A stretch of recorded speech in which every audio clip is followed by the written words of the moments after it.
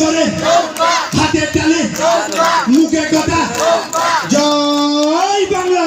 আমরা নৌকার জন্য ভোট চাইতে এসেছি আপনাদের কাছে আসাদ ভাইয়ের পক্ষ থেকে। আসন্ন দ্বাদশ জাতীয় সংসদ নির্বাচনকে সামনে রেখে রাজশাহী ৩ পবা মোহনপুরের নৌকা প্রার্থী আসাদুজ্জামান আসাদ এর সমর্থকরা রাজশাহীর বিভিন্ন স্থানে নির্বাচনী সভার আয়োজন করেছে।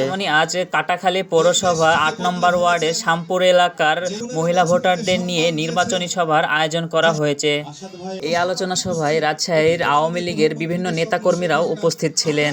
যদি দেখেন আসাদ আওয়ামী লীগের সভাপতি মাননীয় প্রধানমন্ত্রী দেশরত্ন শেখ হাসিনার উন্নয়নের সহযোগী হবেন, তাহলে আসাদ ভাইকে নৌকায় ভোট দিবেন, অন্যথায় আপনারা যাকে ভালো লাগবে তাকে ভোট দিবেন। এরই পরিপ্রেক্ষিতে মহিলা কাউন্সিলর সহ সকল নেতাকর্মীরা নৌকা মার্কায় ভোট চেয়ে নির্বাচনী এই আলোচনা সভা শেষ করে।